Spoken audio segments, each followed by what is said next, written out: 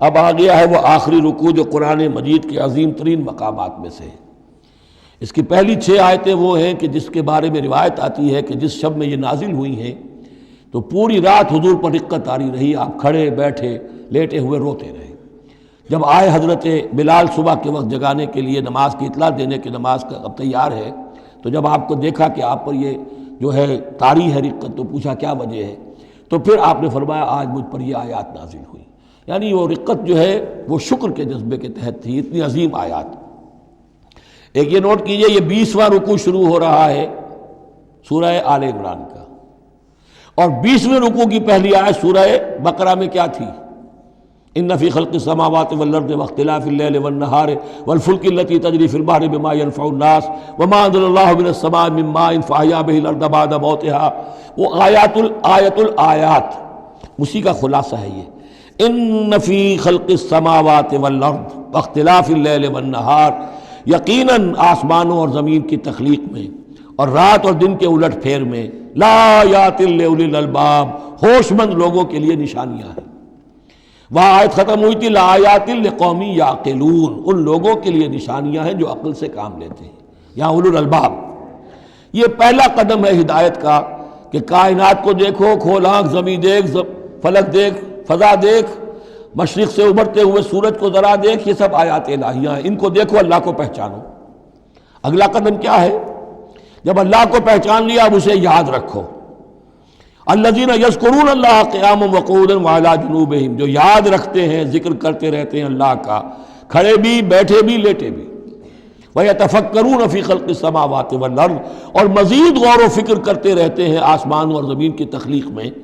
وہ ایک دوسرے نتیجے تک پہنچتے ہیں، پکار اٹھتے ہیں، ربنا ما خلقت ھذا باطلا، اے رب تو نے یہ سب کچھ بیکار تو پیدا نہیں کیا ہے، بے مقصد تو پیدا نہیں کیا ہے۔ اور پھر ذہن ان کا منتقل ہوتا ہے اپنی طرف، ہمارا مقصد کیا ہے، میں کس لیے پیدا کیا گیا، میری زندگی بس یہی ہے، کھاؤ پیو، اولاد جنو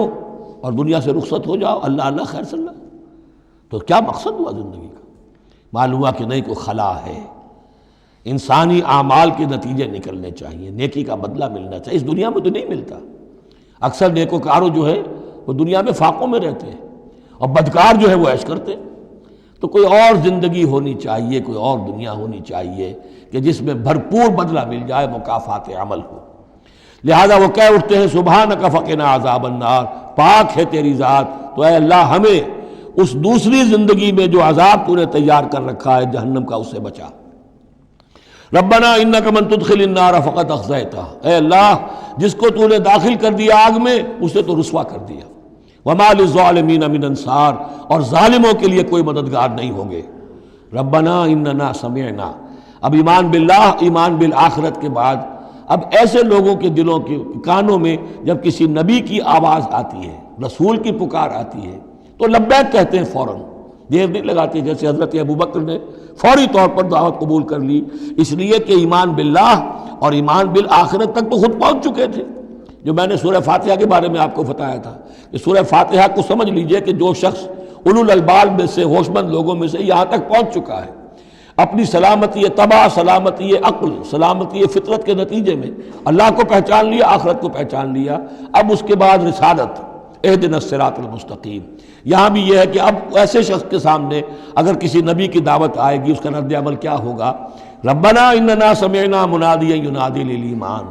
اے رب ہم نے ایک ندا کرنے والے، پکارنے والے کی پکار کو سنا، وہ ایمان کی صدا لگا رہا تھا، ایمان کی ندا دے رہا تھا، ان آمنوا بربکم، کہ ایمان لاؤ اپنے رب پر، فآمنا، تو اے رب ہمارے اب ایمان لے آئے۔ اب یہاں سے دیکھیے یہ دعا، عظیم ترین دعا،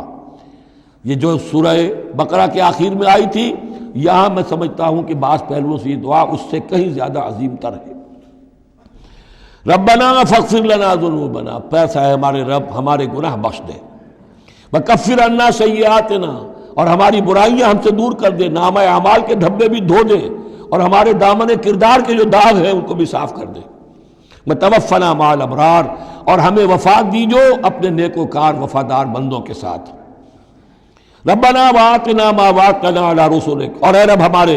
ہمیں دیجو وہ سب کچھ جس کا تو نے وعدہ کیا ہے ہم سے اپنے رسولوں کے ذریعے سے، ولا تخزنا یوم القیامہ، ہمیں قیامت کے دن رسوا نہ کیجو، انک لا تخلف المیعاد، یقیناً تو اپنے وعدے کے خلاف کرنے والا نہیں ہے۔ ہمیں شک ہے تو اس بات میں ہے کہ آیا ہم تیرے ان وعدوں کے مصداق ثابت ہو سکیں گے یا نہیں، لہذا تو اپنی شان غفاری سے ہماری کوتاہیوں پر پردہ پوشی کیجو اور ہمیں دے دیجو وہ سب کچھ جو تو نے وعدہ کیا ہے رسولوں کے ذریعے سے۔ فاستجاب لہم، اب یہ ہے دعا کی قبولیت کی انتہا،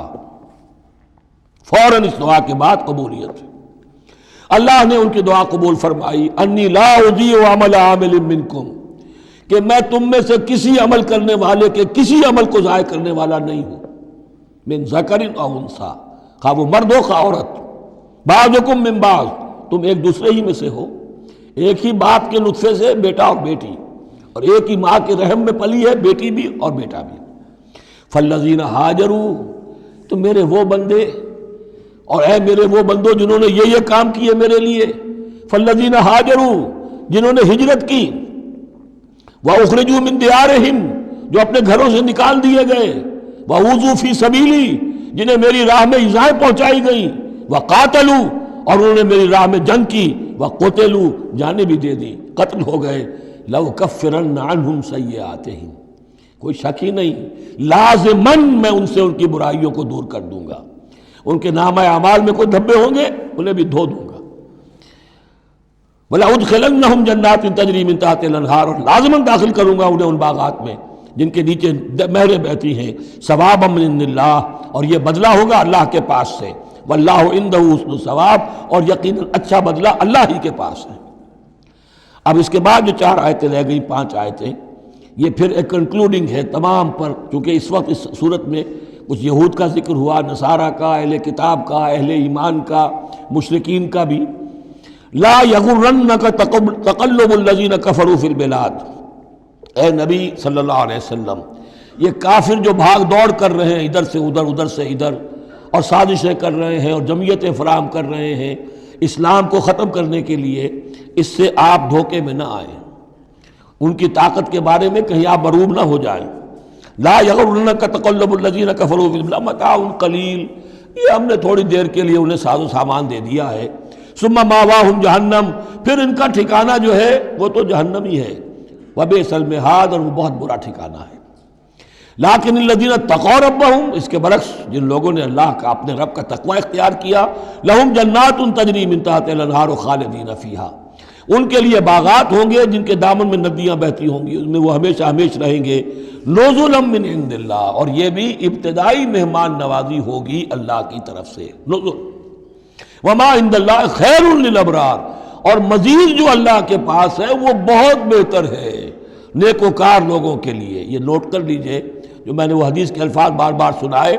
کہ جنت کی اصل نعمتیں وہ ہیں ما لا عین رات ولا اذن سمعت وما خطر علی قلب بشر، یہ جو کچھ قرآن میں ذکر ہے یہ نزل ہے، ابتدائی مہمان نوازی ہے۔ وَإِنَّ مِنْ أَهْلِ الْكِتَابِ لَمَنْ يُؤْمِنُ بِاللَّهِ وَمَا أُنزِلَ إِلَيْكُمْ، اور اہل کتاب میں وہ بھی ہیں، اچھے لوگ بھی ہیں جو ایمان رکھتے ہیں اللہ پر بھی، وما انزل الیکم، اور اس پر بھی جو تم پر نازل کیا گیا، وما انزل الیہم، اور اس پر بھی جو ان کی طرف نازل کیا گیا، خاشعین للہ، ان کے دلوں میں اللہ کا خوف ہے، عجز کرتے ہیں، عاجزی اور تواضع برتتے ہیں۔ لا یشترون بآیات اللہ ثمنا قلیلا، وہ اللہ کی آیات کو حقیر سی قیمتوں پر فروخت نہیں کرتے۔ اولئک لہم اجرہم عند ربہم، یقیناً ایسے لوگوں کا اجر ان کے رب کے پاس محفوظ ہے۔ ان اللہ سریع الحساب، یقیناً اللہ تعالی حساب لینے میں دیر نہیں لگاتا۔ آخری آیت پھر بہت جامع ہے، یا ایھا الذین آمنوا،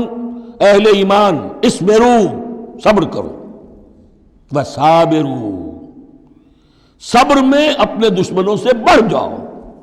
مصابرت جو ہے باب مفاعلہ، اس میں مقابلہ آتا ہے، ایک تو ہے صبر کرنا، ایک صبر وہ بھی تو کر رہے ہیں نا،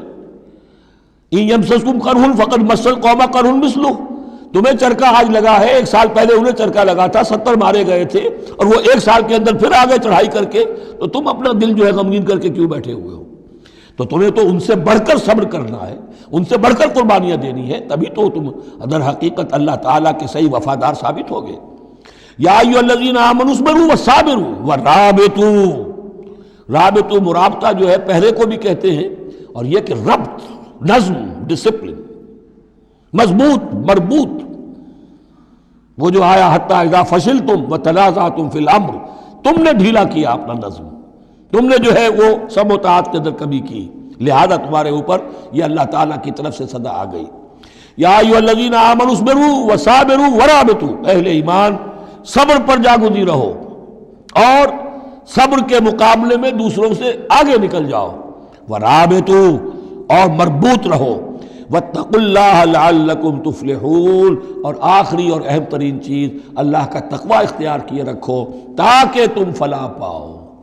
یہ سب کچھ کرو گے تو فلاح ملے گی، ایسے ہی گھر بیٹھے فلاح نہیں ملتی.